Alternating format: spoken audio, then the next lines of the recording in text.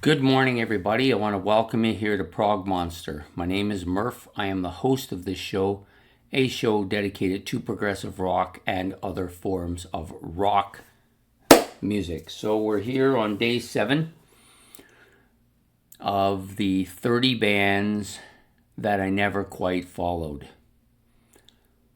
Yeah, so basically, what this is about, for those of you who are just jumping in now, maybe, is I've picked 30 bands that I've heard their music over the years. Some of it I liked quite a bit, but I never really followed the band. So they're kind of a periphery band for me. I don't know as much that much about them.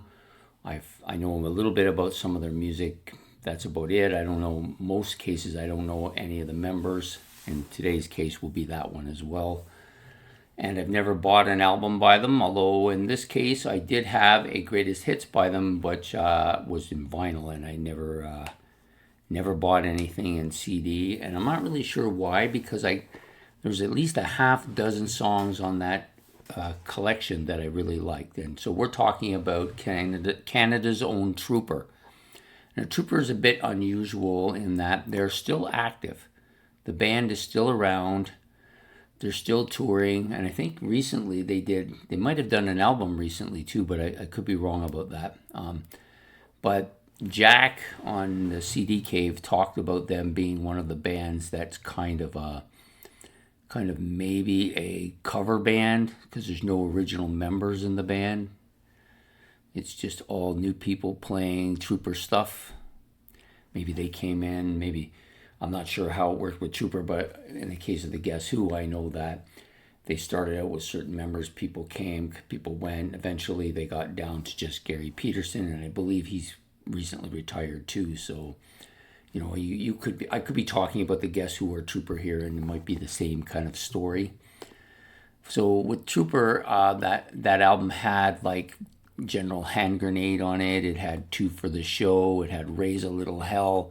All these tracks I liked. There's some other tracks on there I liked as well. But that was it. I just got a greatest hits, and I never ever pursued them beyond that. Although I have listened to a couple of their albums for different shows I've been doing, and I do like their stuff. So it's I think to me it's almost just a matter of being conscientious enough to go out and actually buy these albums. Now, the other thing with Trooper, it's not actually easy to find their albums. I probably have to buy them used online. I've never actually bought anything used online, so maybe I just need the proper directions for that. The record store I go to, Encore, which is in Kitchener, they've not had any used Trooper, and I don't even know if they have any new Trooper either. I'd have to go look.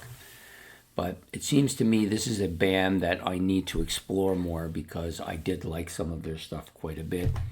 Maybe they're not the band I want to follow anymore because they're not the same people anymore. I don't know, but it seems to me that some of their older stuff would be right up my alley. So Trooper, this is a band that I just have never followed, and I need to maybe do some more work on this and get more into them. So if anybody want to suggest an avenue for me, that would be great. You can put that in the comments section below. That always helps. Anybody out there who has had different experience with them, like Trooper's been around, I'm going to say since the early 70s. Have they made anything substantial since the mid to late 70s? I don't think so. Nothing that I can think of. I don't know enough about them. I don't even know who the members are in the band. That's how little I know about them, other than I know that Hot Shots album, which is the one that I had with all of the kind of greatest hits. There's 2 or 3 songs on there I loved. And it seems to me that if you love 3 songs by a band, there's a good chance you'll like some of their deep cuts too. That's half the battle. Once you get into the deep cuts, that usually lures you into a band fairly significantly, where if you just listen to the radio stuff, you may never go beyond that. So at any rate, it might be just that they're just too poppy, and they just don't have the impact on me this day and age that they did maybe a little bit, maybe 20 or 30 years ago, or even 40 years ago. Anyways, please hit the like and subscribe buttons. That's much appreciated. And the notification bell will let you know when the next episode is up. And don't forget to leave any comments in the comment section. And we'll be back with day number 8 tomorrow. This is day number 7 of my 30 favorite, or of 30 bands that I never quite followed. Sorry, got a little bit tongue-tied there.